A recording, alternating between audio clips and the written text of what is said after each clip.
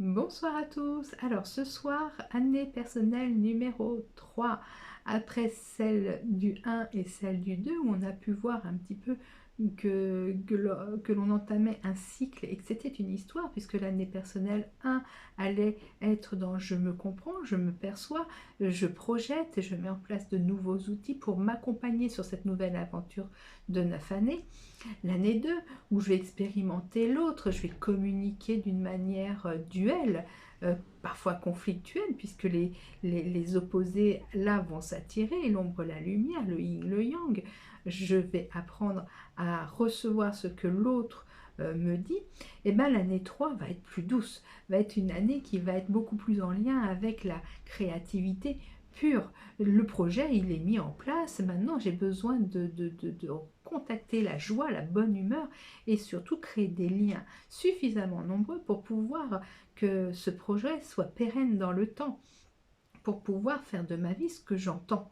Hein, on a pu voir que les projets avaient des différents visages. On n'est pas obligé de monter une entreprise, hein, on n'est pas non plus obligé de changer radicalement de vie quand on met un projet en place. Mais le fait même de vouloir se rendre la vie meilleure est un projet en soi.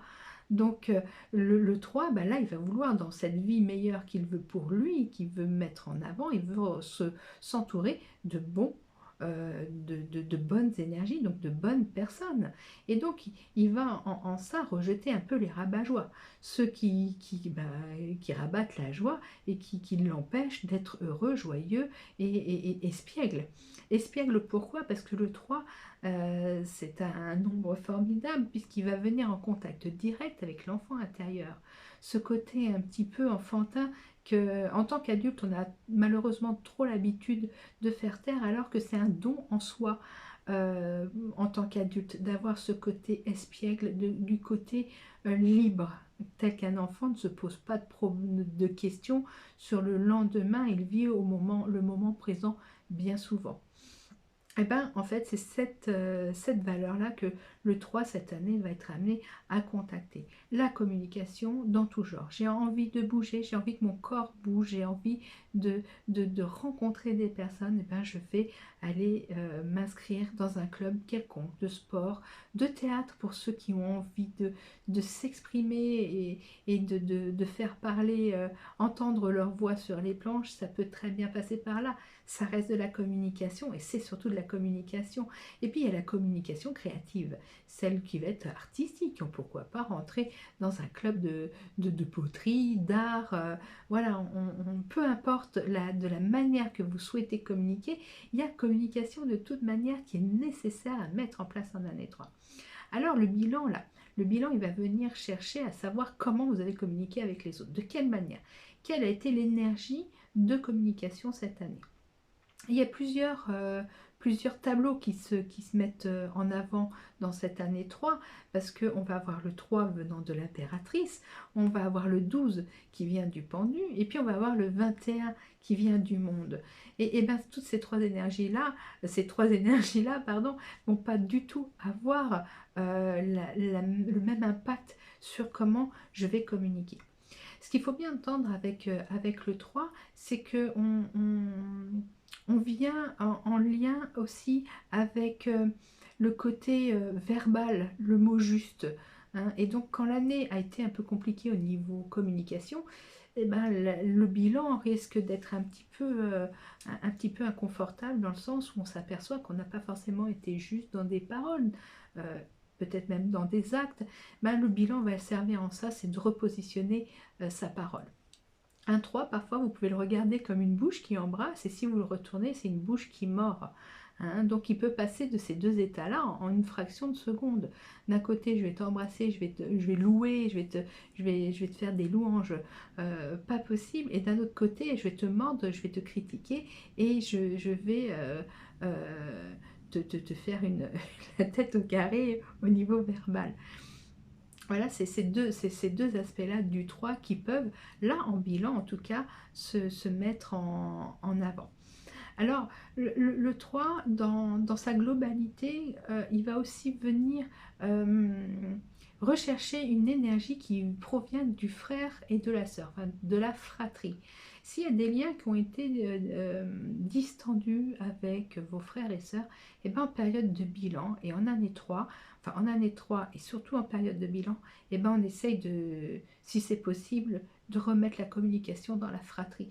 Parce que c'est bien souvent des énergies qui vont être favorables au pardon, qui vont être favorables à la réconciliation entre les frères et les sœurs. Hein, c'est important. Et surtout, c'est que les années 3, ça marche plutôt bien pour se réconcilier avec son frère, sa sœur, enfin, la fratrie en général. L'année 3 aussi, elle va rentrer en lien direct avec l'année 2020. L'année 2020. Pourquoi? Parce que vous avez contacté en 2020 des énergies qui étaient pas forcément bonnes, que vous avez pu mettre de côté pour ne pas les regarder en face parce qu'elles étaient inconfortables.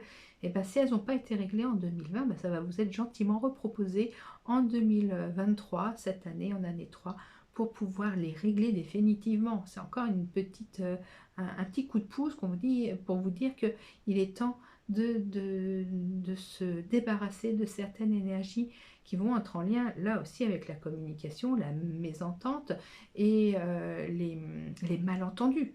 Les malentendus que vous avez captés en 2020, que ce soit familial, amical, professionnel, en 2023, il fallait les régler. Il fallait les régler. Ça veut dire aussi qu'il est encore temps et possible de les régler en période de bilan. Donc voilà pour l'année personnelle 3. Alors on a vu aussi dans les autres années que le 3 peut venir d'autres nombres. Le 3, venant du 3, l'impératrice au tarot, va être plus dans une dynamique de gestation, comme une femme enceinte qui sait que son projet se construit en elle tout doucement. Elle sait absolument pas à quoi ce projet va ressembler, à part que ça ressemblera à un enfant, j'espère. Et que cet enfant-là a une destinée en commun avec sa mère, avec ses parents. Mais en général, en règle générale, la mère est confiante. Et confiante, sait de toute manière que son projet va aboutir, même si elle a des craintes, même si ça peut coincer au niveau de la communication parfois, parce qu'on n'ose pas dire que son projet va venir là, voir le jour, on n'ose pas le faire entendre aux autres, on le garde un petit peu pour nous. Et bien si vous avez ce côté, si vous venez d'un 3 et que vous avez ce besoin de garder votre projet pour vous, acceptez, hein, ça fait que vous êtes encore en cette période de gestation et que vous n'êtes pas encore prêt à dévoiler le projet aux autres. On a le 12 hein, qui vient du pendu, qui est l'arcane du pendu au tarot, et qui là va venir contacter des périodes plus inconfortables dans cette année personnelle 3. Pourquoi? Parce que le pendu, il a tendance dans les moments compliqués, dans les moments non prévus, de contacter l'inconfort et la frustration.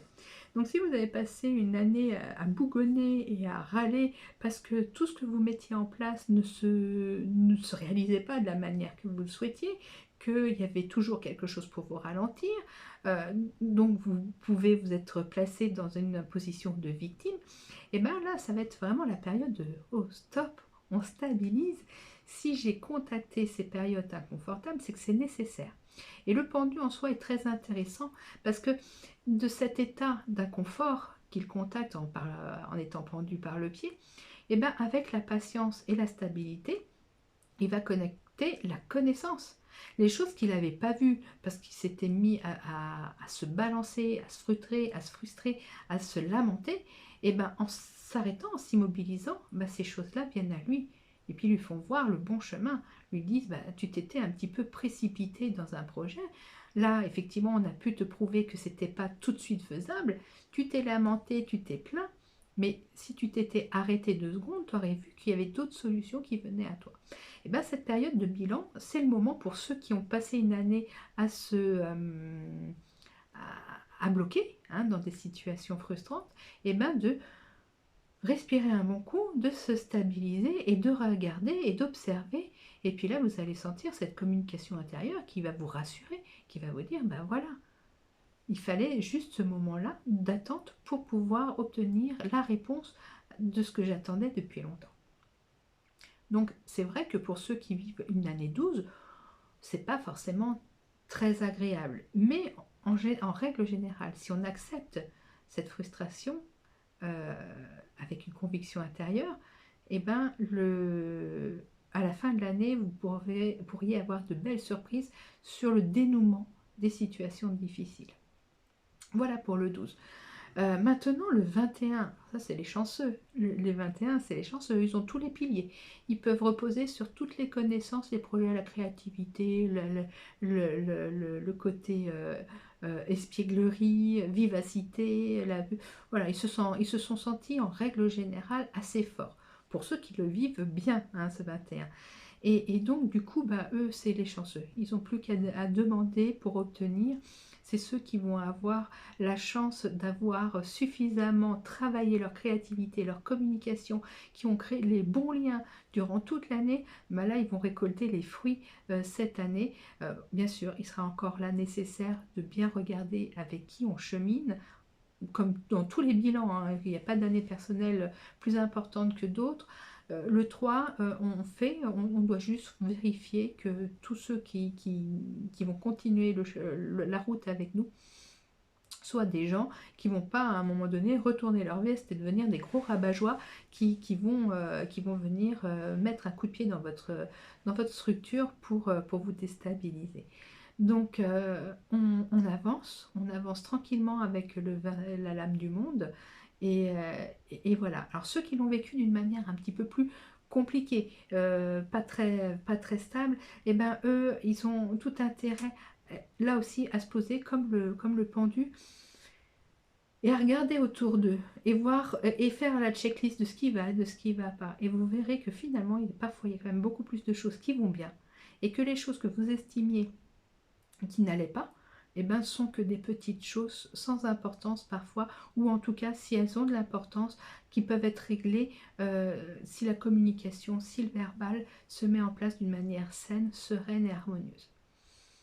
Voilà, voilà pour l'année 3, personnel 3. Donc il y avait quand même beaucoup de choses à dire. C'est une année dense et au plus qu'on va aller dans les années personnelles, au plus que les éléments vont s'affiner. Je vous souhaite une très bonne soirée. Je vous dis à demain. J'essaye, sinon ça sera dimanche pour l'année 4. Je sais qu'il y en a certains et certaines qui attendent cette année 4. Je vais tout faire pour pouvoir vous la poster demain. Je vous souhaite une très belle soirée et puis à demain. Au revoir.